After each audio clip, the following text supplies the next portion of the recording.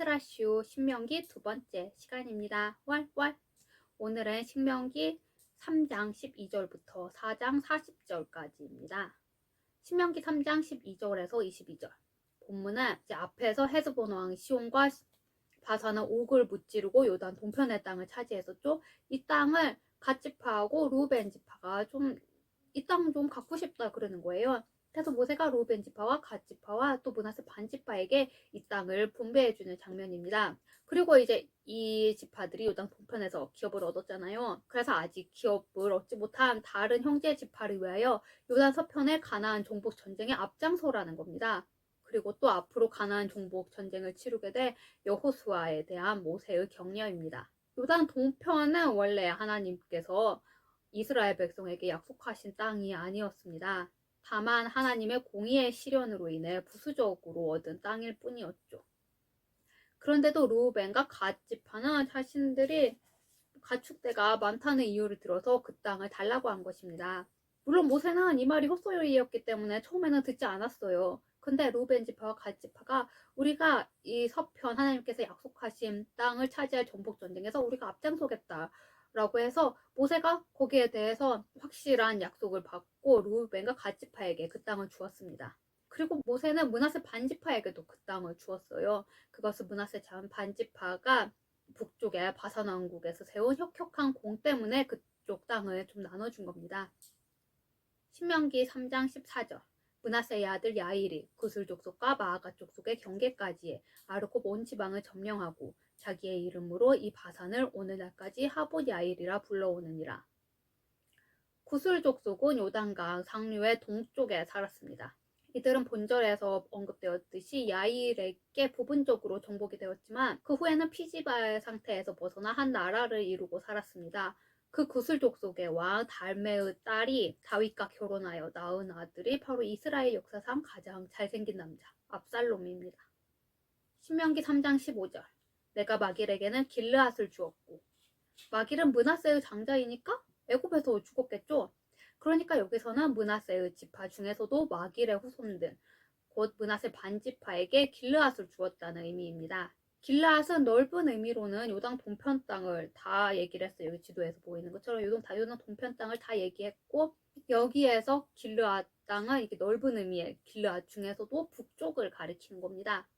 신명기 3장 16절 17절. 므낫세 반 지파 이외에 요단 동쪽을 기업으로 받은 다른 지파는 갓 지파와 루벤 지파였습니다. 므낫세 반 지파가 요단 동편의 북쪽 지방을 차지하고 이 갓 자손은 중간을 차지하고 루벤 지파는 맨 아랫부분을 차지를 했습니다. 길르앗에서부터 아르논 골짜기. 여기 길르앗은 좁은 의미의 길르앗이에요. 아까 말했었죠? 넓은 의미의 길르앗은 이 동쪽 전체를 얘기하는 곳인데 좁은 의미의 길르앗은 야복강 남쪽에 야복강에 보이시죠? 거기 남쪽의 산지입니다. 한편 아르논 골짜기는 모압 땅과 맨 아랫부분에 모압 땅과 경계를 이루는 아르논 강을 가리킵니다. 그 골짜기의 중앙으로 지경을 정하였으니 이것은 루벤 자손 및 갓 자손이 북쪽 경계, 곧 므낫세 반 지파와의 경계는 그 골짜기, 곧 야복강이었음을 얘기합니다. 아라바와 요단.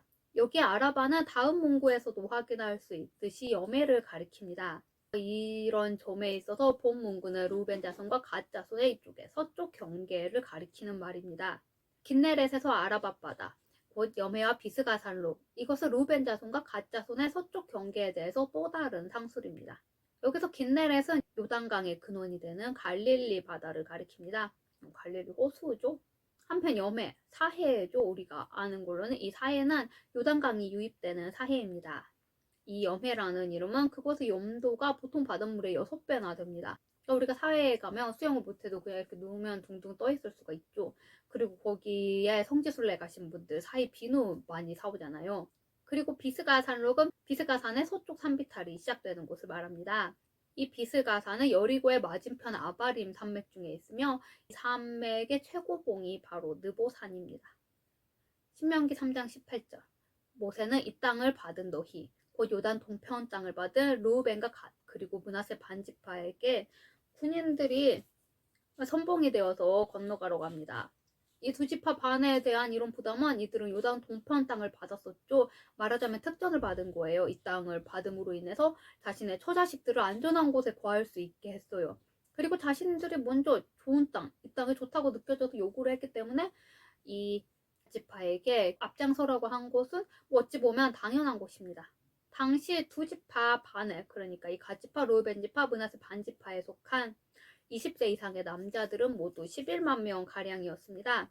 그러니까 이 중 4만 명은 가나안 본토 정복 전쟁에 참여했으며 나머지 7만 명 가량은 요단 동편에 남아 자신들의 기업을 지켰습니다. 뭐 전부 가버리면 안 되잖아요. 이 땅이 뭐가 되겠어요.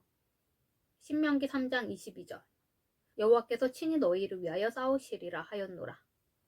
너희를 위하여 싸우실 것이라는 이 말은 원래 바로의 군대 및 아말렉 족속과 관련한 하나님의 말씀입니다. 그러나 이 말씀은 바로의 군대와 아말렉 족속처럼 하나님의 백성을 대적하는 모든 자들에게도 그대로 적용이 될 수가 있습니다. 실제로 하나님은 이스라엘을 대적했던 아모르 족속의 두 왕을 처참하게 패배케 하셨죠. 신명기 3장 23절에서 29절. 본문은 가나안 땅에 들어가기를 모세가 되게 간절히 열망을 했어요. 그렇지 않겠어요? 하나님께서 가나안 땅에 들어가리라고 약속을 하셨는데 뭐 여차저차 해가지고 본인의 잘못도 아닌 걸로 인해서, 본인이 잘못 안 했다고 할 수는 없지만 원인 제공은 이스라엘 민족이 했잖아요. 그래서 가나안 땅을 못 들어가니까 어찌 보면 조금 되게 마음이, 그래서 막 원통하고 애통하고까지는 아니어도 정말 내가 간절히 들어가고 싶다 이런 마음은 있었을 거 아니에요. 그래서 모세가 하나님께 간절히 기도를 해요. 그렇지만 하나님께서는 한 번 말씀하신 것은 절대로 돌이키지 않는 분이십니다. 그러니까 하나님께 원칙이 있으신 거예요. 그러니까 그 원칙은 불순종을 하면 바로 죽음뿐이라는 것입니다. 그렇지만 우리는 여기에서 모세의 이 간절한 간구에서 기도의 모범을 발견할 수가 있습니다. 그것은 첫째, 하나님의 위대하신 능력을 먼저 칭송했다는 것입니다. 둘째는 겸손하면서도 자기의 정언을 분명하게 하는 기도를 했다는 것입니다. 셋째는 하나님의 주권적인 통치를 온전히 인정을 했다는 것입니다. 이처럼 기도는 온전히 하나님의 뜻에 따라야 하면서도 자신의 뜻을 분명하게 말하고 증언부언하지 말아야 합니다. 신명기 3장 24절. 천지간에 어떤 신이 능히 주께서 행하신 일, 곧 주의 큰 능력으로 행하신 일 같이 행할 수 있으리이까. 그러니까 이 말이 마치 모세가 다른 신들을 인정을 한 것 같죠. 근데 이런 뜻으로 한 말이 당연히 아니고 어디까지나 하나님의 유일성과 전능성을 강조한 히브리 수사학적 표현일 뿐입니다. 신명기 3장 29절. 그때 우리가 벳볼 맞은편 골짜기에 거주하였느니라. 벳볼은 볼의 집이라는 뜻입니다. 여기서는 모압 평지를 가리키는 곳이죠. 결국 이 벳볼은 모압 사람들의 신인 볼의 사당이 있는 마을 혹은 사당 자체를 가리킨다고도 할 수 있습니다. 이것은 여리고의 맞은편에 위치하였고 후에 르우벤 지파의 기업이 됩니다. 신명기 4장은 축복과 저주의 기준이 율법에 대한 순종의 촉구입니다. 신명기 4장 1절에서 14절. 지금까지 모세는 시내산에서 38년 동안의 광야 여정을 거쳐 벳볼 맞은편에 이르기까지 이스라엘 노정과 역사를 언급을 하였습니다. 그러나 이제 본장에서는 자신의 첫 번째 설교를 마무리 지으면서 그동안 백성들에게 베풀어 주셨던 하나님의 은혜를 회상하면서 하나님께 대한 순종을 촉구합니다. 그중 본문은 이스라엘에게 주어진 법도와 규례를 준행하라는 모세의 간절한 권고로서 하나님의 율법을 가감없이 지킬 것과 율법이 이스라엘에게 주어졌던 그 당시의 상황에 대해서 기술하고 있습니다. 특별히 모세는 그의 권고를 시작하기에 앞서 이스라엘 민족들이 앞서서 순종하지 않았다가 하나님께 벌을 받은 사건들을 얘기를 합니다. 그러므로 인해서 백성들이 하나님의 말씀을 듣고 준행할 수 있도록 이렇게 얘기를 한 겁니다. 이 같은 모세의 권고는 인생의 참된 지혜가 어디에 있는지를 가르쳐주고 있습니다. 그것은 바로 하나님의 말씀을 온전히 지켜 행하는 것입니다. 신명기 4장 1절. 이스라엘아, 이제 내가 너희에게 가르치는 규례와 법도를 듣고 준행하라. 그리하면 너희가 살 것이요 너희 조상의 하나님 여호와께서 너희에게 주시는 땅에 들어가서 그것을 얻게 되리라. 규례는 하나님과의 관계 속에서 지켜야 할 도덕, 의식, 시민법 등 세부적으로 확정된 명령들을 의미합니다. 그리고 법도는 하나님과의 관계든지 인간과의 관계든지 상관없이 인간에게 부과된 모든 규범과 거기에 따르는 의무들을 가리키는 말입니다. 신명기 4장 2절. 너희는 가감하지 말고 명령을 지키라. 율법은 하나님의 말씀이며 완전합니다. 그러기에 모세는 이스라엘 백성들에게 하나님의 율법, 곧 규례와 법도를 순수하고 온전하게 보존하라는 의미에서 경계한 말입니다. 마치 우리가 하나님의 말씀이 되게 성경이 옛날 얘기잖아요. 그러니까 우리가 지금 우리가 사는 우리에게는 맞지 않아. 그러니까 나와는 맞지 않아. 이렇다고 성경에 있는 말씀을 빼거나 넣지 말라는 거예요. 내가 의무대로 내 마음대로 성경에 있는 내용을 넣었다 뺐다 하는 것은 내가 하나님의 말씀보다 또 우위에 있다는 것이죠. 그렇기 때문에 우리는 하나님 이 성경 말씀에 온전히 순종해야 하는 것입니다. 신명기 4장 3절. 여호와께서 바알보레로 말미암아 행하신 바를 너희가 눈으로 보았거니와 바알보레 따른 모든 사람을 너희의 하나님 여호와께서 너희 가운데에서 멸망시키셨으되 바알보레 일이라 진을 치고 있었는데 발람이 꼬셔요. 이 모압 여인들을 통해서 이 모압 여인들과 좀 성적으로 뭐 그런 일을 해라 이렇게 꼬셔요. 이스라엘 백성들 타락시키고 하나님의 백성으로 이렇게 천엠을 받게 하기 위해서. 그래서 이스라엘 백성들이 그 꼬임에 넘어가가지고 이 모압 여인들과 행음을 저지릅니다. 그래서 하나님께서는 연병을 내리셔서 그때 24,000명이 죽고 말죠. 이 사건을 말하는 겁니다. 바알은 가나안 족속을 비롯하여 페니키아인과 아람, 아수르인들이 섬기던 최고의 신입니다. 비와 구름의 신으로 다산을 보장하는 신이에요. 보장한다니까 이상하지만 보장한다고 믿는 신이죠. 다산의 기원은 신전에서 여제사장이나 제사장들과 성적 결합을 하는 종교적 의식으로 행해졌습니다. 이게 얼마나 어리석은 일이에요. 다산을 하려면 많이 하면 아이를 낳지만 이런 식으로 낳은 아이가 어떻게 되겠어요? 이런 식으로 낳은 아이가 제대로 자랄 리가 만무하겠죠. 오히려 나라의 기강이 무너져요. 그리고 이렇게 문란한 성관계를 하면 성병이 생기잖아요. 그럼 오히려 이렇게 번식을 할 수가 없게 되는 거죠. 신명기 4장 6절. 너희는 지켜 행하라. 이것이 여러 민족 앞에서 너희의 지혜요 너희의 지식이라. 그들이 이 모든 규례를 듣고 이르기를 이 큰 나라 사람은 과연 지혜와 지식이 있는 백성이로다 하리라. 이렇게 이방인들이 반응을 한다는 거예요. 저 사람들 정말 이스라엘 민족들 정말 큰 나라 사람이다. 정말 지혜와 지식으로 충만한 사람이다. 이렇게 한다는 거예요. 그런데 이스라엘 민족들이 외국 사람들, 다른 족속들에게 이러한 칭송을 들으려면 먼저 하나님의 규례와 법도를 지켜야 하는 거예요. 그리고 또 이 규례와 법도가 하나님께서 내리신 거기 때문에 완벽한 거예요. 그러니까 이방인들은 이 규례 속에 있는 하나님의 성품까지 발견을 하는 겁니다. 이 큰 나라 사람. 이스라엘은 조그만 나라죠. 이렇게 조그만 나라인데 큰 나라 사람이라고 칭송을 받는다는 겁니다. 근데 이렇게 또 불리워지기 위해서는 앞서도 말했죠. 먼저 행해야 하죠. 하나님께서 주신 규례와 법도를 잘 지켜야 하죠. 비록 그 규례가 아무리 완벽하고 완전하고 온전한 것이라 할지라도 이것을 지키지 않으면 아무런 소용이 없습니다.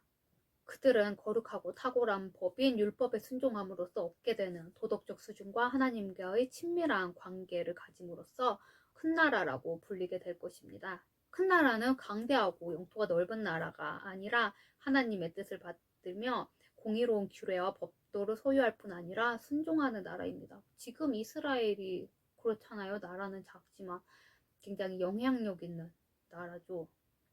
신명기 4장 9절. 내 마음을 힘써 지키라. 여기서 마음은 호흡, 생명이라는 뜻입니다.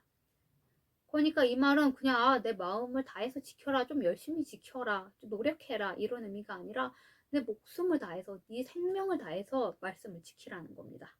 즉 스스로 조심하지 못하여 하나님의 명령을 범하는 경거망동을 할 경우 그 결과로서 생명을 잃게 될 것을 경고하는 말씀입니다. 그러니까 되게 적극적이고 세심한 순종을 요구하고 계신 것입니다.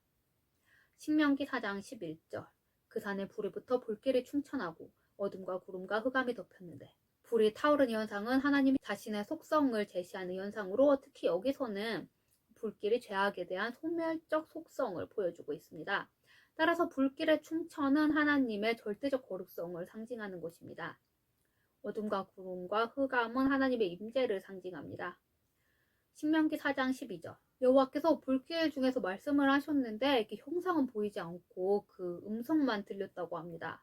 하나님의 외형적 모습을 보지 못하였다고 하는 거예요. 그것은 이렇게 이것을 굳이 여기에 기록하고 다시 언급한 목적은 하나님은 인간이 근접 못할 빛에 거하신다는 점을 알리기 위함이며, 하나님은 형상화될 수 없는 영이심으로 우상과 다르며 우상과 같은 방법으로 섬길 수 없다는 것입니다. 신명기 4장 15절에서 40절, 하나님의 말씀을 온전히 준행할 것을 권고하는 데 이어 우상 숭배에 대해 강력하게 경고하고 있는 장면입니다. 이와 같은 본문은 하나님의 형상을 아무도 보지 못했다는 서원으로 시작하여 사람과 동물, 기타 다른 생물의 형상 같은 걸 마음대로 섬기지 말라는 명령, 자연을 숭배하지 말라는 명령, 그리고 우상 숭배의 결과와 오직 하나님만 잘 섬기라는 모세의 촉구로 이루어져 있습니다. 신명기 4장 15절, 하나님의 형상을 만드는 것을 너희는 깊이 삼가라고 합니다. 이 삼가라, 우리는 삼가라 그러면 그냥 하지 말라는 거잖아요. 안 하면 좋다 이런 정도잖아요. 근데 이 삼가라는 게 그냥 삼가라는 번역을 하면 안 되고, 여기에 너희는 삼가라고 했는데 히브리어 문법 구조 같은 걸 살펴보면 너희의 생명이라고 번역을 해야 하는 거예요. 따라서 전체 문장은 너희의 생명을 위해 힘써 삼가라는 뜻입니다. 이걸 뒤집어 보면 너희가 삼가지 않으면 죽일 거라, 이런 뜻이 될 수도 있는 거죠. 신명기 4장 16절에서 18절, 여호와로부터 호렙산에서 받은 10계명 중 제1계명은 좀 건너뛰고 이런 말씀이긴 하지만 2계명을 굉장히 강조해서 언급을 합니다.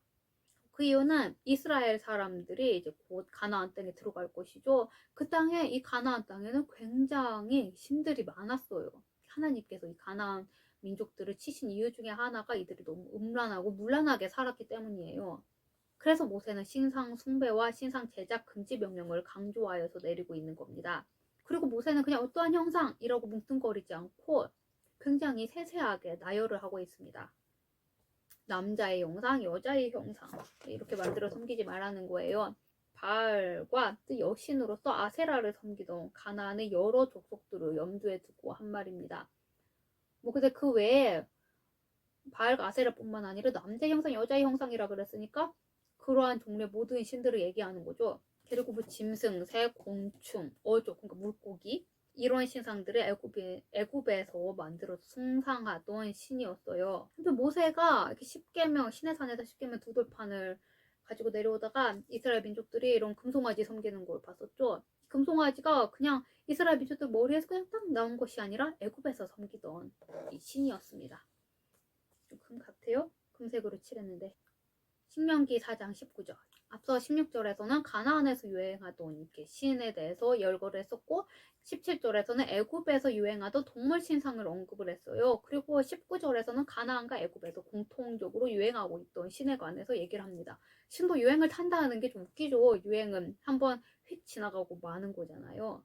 그리고 이제 유행이 지나가 버리면 내 입었던 옷 같은 거 촌스럽잖아요. 그래서 해, 달, 별들, 하늘 위의 모든 천체는 거기에 신격을 부여하고 섬겼습니다. 이 숭배는 가나안뿐만 아니라 애굽에서도 섬길 만큼 정말 널리 유행을 하고 있던 거였죠. 우리나라도 옛날 신 섬겼잖아요. 별똥별이 떨어지면 어쩌고 이러잖아요. 해성이 나타나면 어쩌고. 잘은 모르겠는데. 한편 이 숭배는 이스라엘 왕조 시대 후기에 고대 군도 여러 민족들의 영향을 받아서 이때에도 행해졌습니다.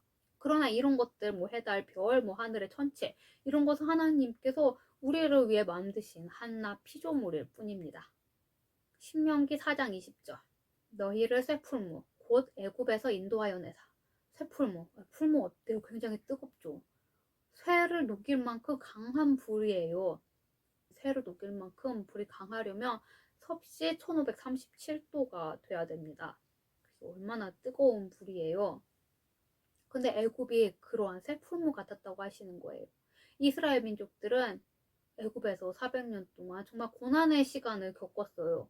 이것이 마치 쇠풀무처럼 정말 뜨겁고 힘들었다는 겁니다. 앞서서도 얘기했듯이 쇠 용액점은 섭씨 1537도로 고대의 기술로는 이것을 계속 유지하는 게 힘듭니다. 지금도 그래서 포항제철 같은데 불 안 꺼트리려고 하잖아요. 한번 꺼트리면 다시 그 온도를 높이는 데까지 많은 에너지가 드니까 고대에는 그러니까 더 힘들었겠죠. 근데 이제 일단 이 불이 섭씨 1100도 이상으로 쇠를 가열하면 그것을 벼릴 수 있는 폭신폭신한 방고형체가 됩니다. TV 같은 데서 그런 데서 본 적 있으세요?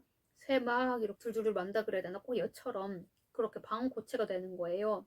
풀무는 보통 이 화학적인 과정에 필요한 산소를 공급하기 위해서 수초를 사용을 했습니다.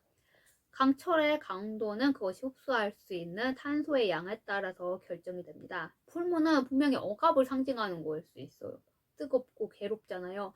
그렇지만 여기 쇠를 녹이는 이 풀무는 궁극적으로는 파괴적인 것이 아니라 건설적인 거죠. 이 쇠를 단련함으로, 쇠를 가공함으로 어떠한 물건을 만들 수 있잖아요. 출애굽 경험은 이스라엘 민족을 하나님의 언약 백성으로 바꿔놓았습니다. 신명기 4장 24절. 내 하나님 여호와는 소멸하는 불이시오. 불의 혹은 불경건에 대한 하나님의 심판적 속성을 드러내주는 말입니다. 불은 활활 타서 다 태워 없애버립니다. 하나님은 불복하는 자에게 이렇게 엄중히 벌하십니다. 찬양도 있죠. 오 주님 주는 소멸하는 불. 그냥 민망하네. 제가 음치만 간신히 벗어났습니다. 그 음치가 노래를 부르잖아요. 같은 음으로 비슷비슷한 음으로 노래가 이렇게 되잖아요.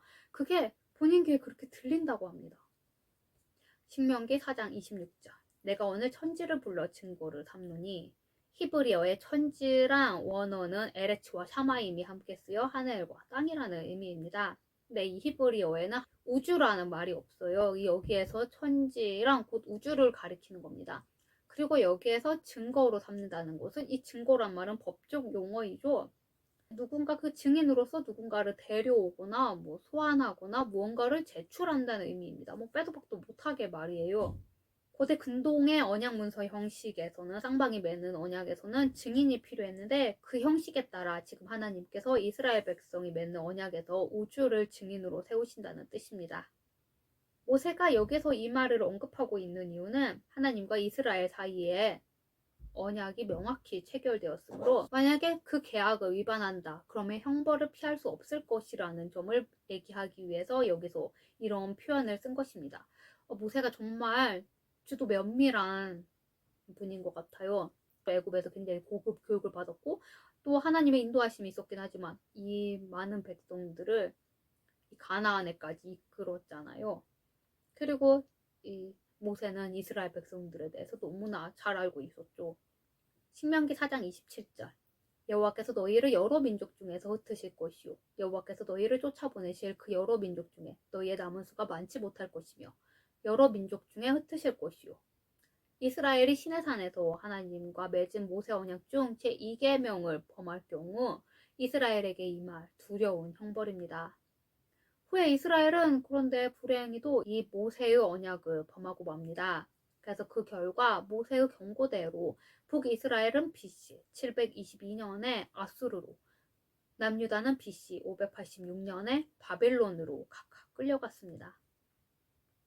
이는 하나님의 경고의 엄중성을 드러냅니다. 그 여러 민족 중에 너희의 남은 수가 많지 못할 것이며 아수르로 끌려간 북이스라엘의 10지파 백성들은 팔레스타인으로 귀환하지도 못한 채 그 지역의 민족과 혈통적, 종교적으로 하나가 됨으로써 역사의 무대에서 사라지고 맙니다. 한편 바벨론에 끌려갔던 남유다 백성들은 소수만이 팔레스타인으로 귀환했으며 그 나머지는 그 후에 귀환한 극소수를 제외하고는 모두 민족적 순수성을 상실하고 맙니다. 신명기 4장 29절. 그러나 내가 거기서 내 하나님 여호와를 찾게 되리니 만일 마음을 다하고 뜻을 다하여 그를 찾으면 만나리라. 본절은 비록 이스라엘이 범죄한 결과 타국으로 추방되어야 할지라도 온 마음과 진심으로 회개하고 돌이키면 다시 고향으로 되돌아올 수 있으리라는 말씀입니다.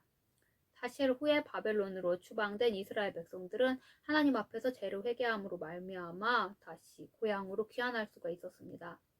그 외국에 떠돌아 사는 게 참 고달픈 일이에요.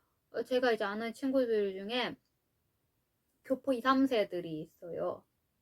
이제 그 친구들이 여기 한국에 들어온 친구들이 한국에 제대로 적응을 못하는 거예요. 사실 못할 이유가 없거든요. 똑똑한 친구들이에요. 다 그냥 보통 우리 정도는 되잖아요. 될 거 아니에요. 그리고 또 거기다가 두 개국어가 돼요. 웬만하면. 영어 네이티브 스피커만큼 하죠. 그리고 한국인처럼 한국인은 거 똑같이 해요. 그래서 한국에 정착해서 뭘 해도 할 수 있어요. 미국에서도 그렇고. 그런데도 여기에도 한국에서도 제대로 정착을 못하고 미국에도 제대로 정착을 못하고 그런 친구들을 몇 명 봤습니다. 그러니까 이제 말하자면 자신의 정체성이 제대로 확립되지 못한 것이죠. 제 방에는 뭐 여기 보시다시피 동물의 형상들을 한 것이 있습니다. 얘는 개지만 개도 있고 곰도 있고 여러분에게도 몇 번 보여드렸던 양도 있습니다. 하나님 우상을 만들지 말라고 하셨죠. 무엇의 형상을 만들지 말라고 하셨는데 뭐 지금 인형들 다 있잖아요. 그렇다고 제가 얘네들을 섬기지 않습니다. 그냥 보면 귀엽고 사랑스러운 정도죠. 그 많은 분들이 이렇게 집에 인형 같은 걸 두고 있을 거예요. 무언가 형상을. 우상으로 섬기지는 않지만. 그렇다고 해서 지금 현대인들에게 우상이 없는 건 아니죠. 우리의 현대인의 우상은 그것이 물질이 될 수도 있고 뭐 자녀가 될 수도 있고 아니면 어떠한 취미가 될 수도 있고 뭐 직장이 될 수도 있습니다. 뭐 연예인이 될 수도 있죠. 저번에 임영웅 콘서트를 할 때 그때 주일이었어요. 교회에 가는데 백스코에 임영웅 팬들이 막 어마어마하게 아주머니들이 정말 어마어마하게 모여 있는 거예요. 그런 게 우상이 될 수도 있는 거예요. 그날 뭐 교회 안 가고 거길 갔다. 우상이죠. 그러니까 이런 것들 중에 하나님보다 또 우위에 있는 게 있으면 우리는 하나님 앞에도 그것을 내려놔야 합니다. 오늘은 여기까지입니다. 다음에 만나요.